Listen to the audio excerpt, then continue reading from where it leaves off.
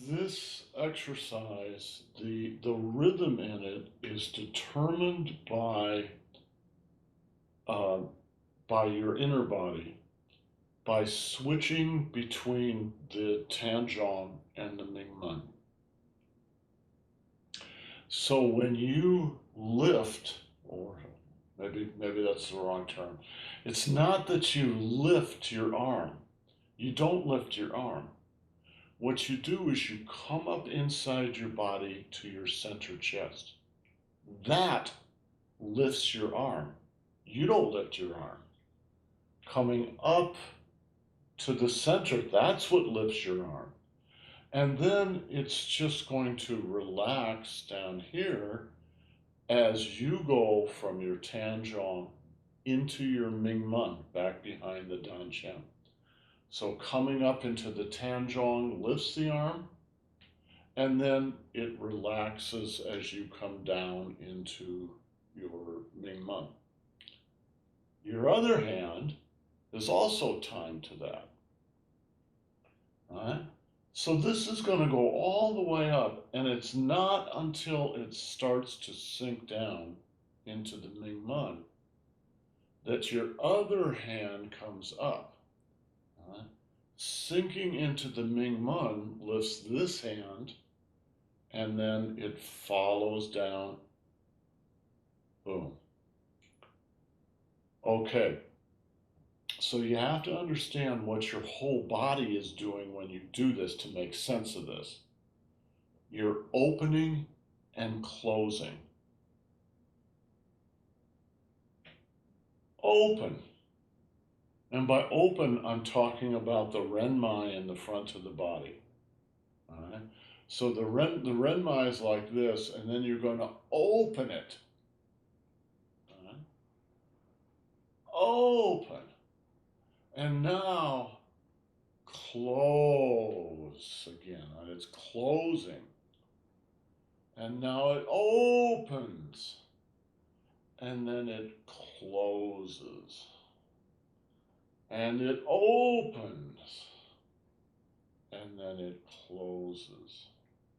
So the rhythm of when the two arms move, all of that is determined by opening and closing. Open, close, open, close, open, close.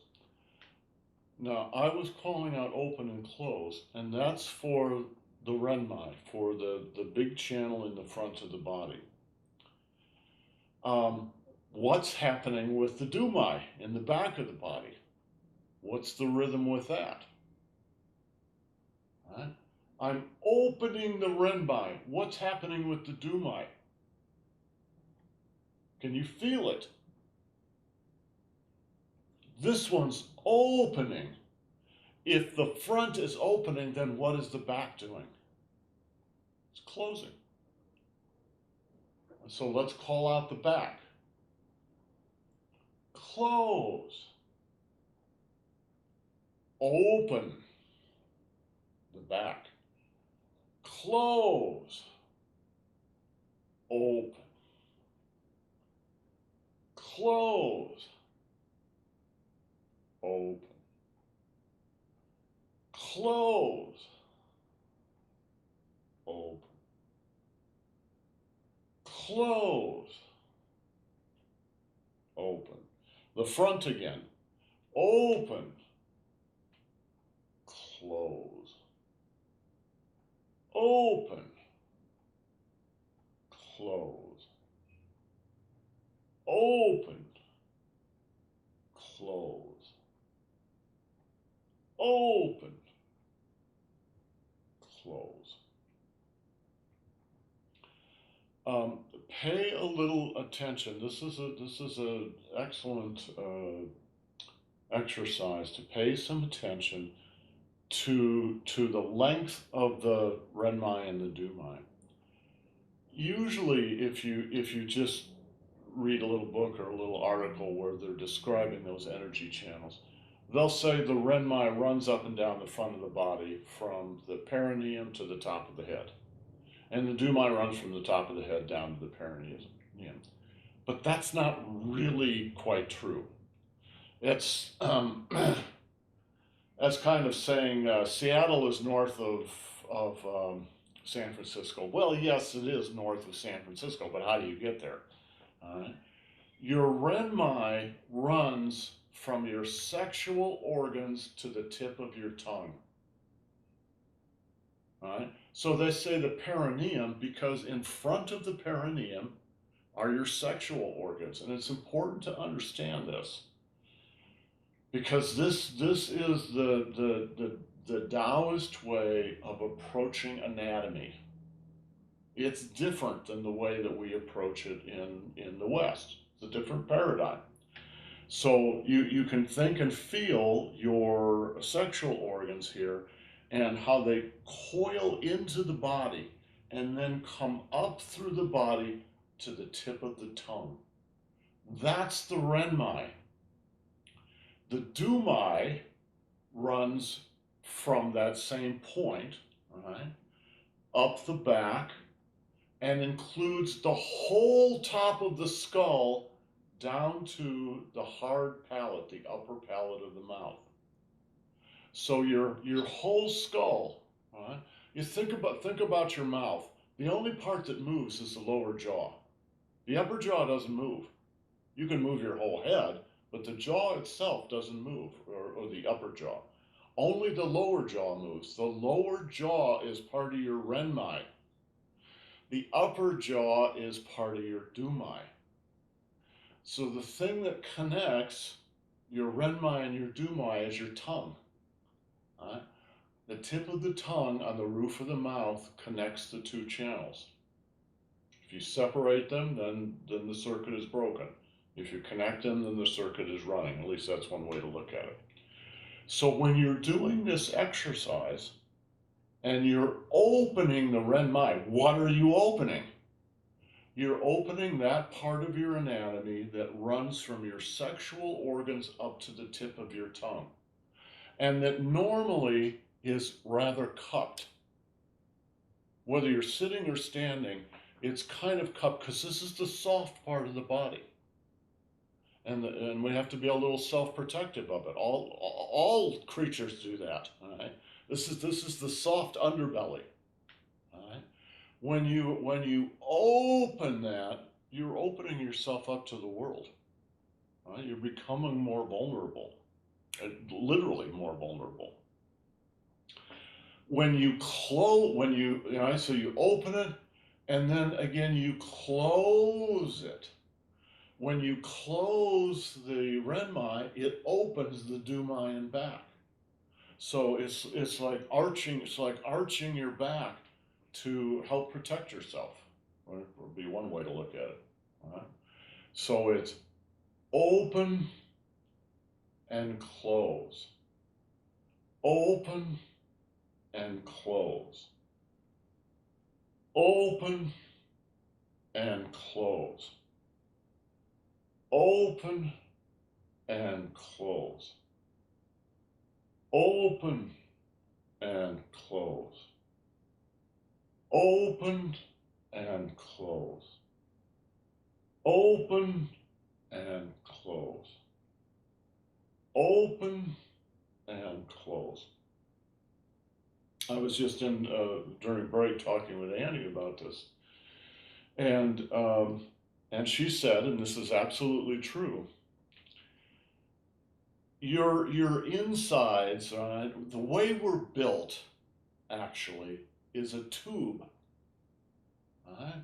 The mouth is one end of the tube. The anus is the other end.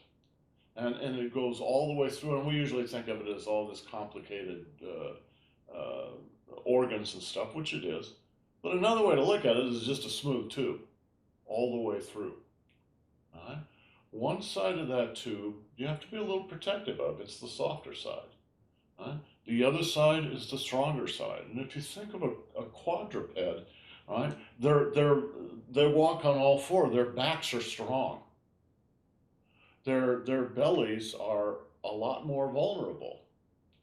So your cat, for instance, will probably let you pet it on the back, but it's much more reluctant to let you pet it on the stomach.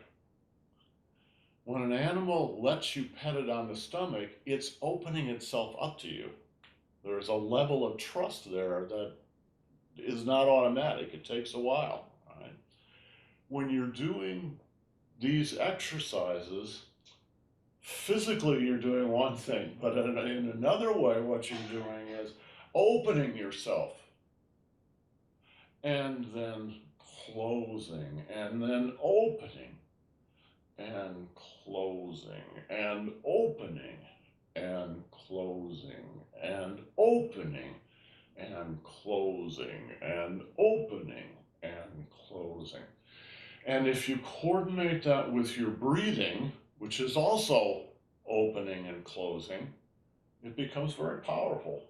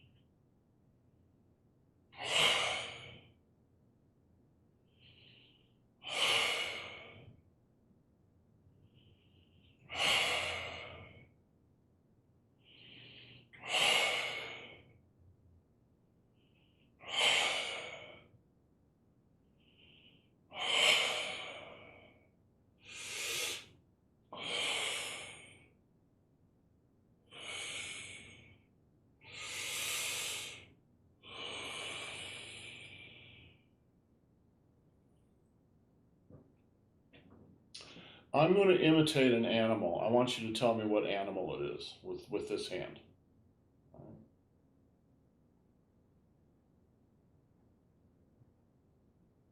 The snail.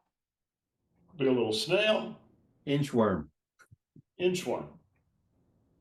Snake. A worm. A worm. A worm. An inchworm. Right? Or a snail. Um, A very primitive animal. I'm sorry, I need to go. I have an appointment in 2 minutes. Okay, we'll see you next time. Sorry about that. So, when you're practicing Tai Chi and Qigong, one of the things you're doing is recapitulating the evolution of humanity, for instance, since we're human, all the way back to the level of the inchworm, and maybe before that too. You're practicing opening and closing, opening, closing, opening, closing, opening, closing, opening, closing. It's a primal move. The word Hunyan has a lot of connotations in Chinese, but maybe the best translation is into English is primordial. To go back to the most basic kinds of movements. Okay, guys, have yourselves a great day. We'll see you tomorrow. Ciao.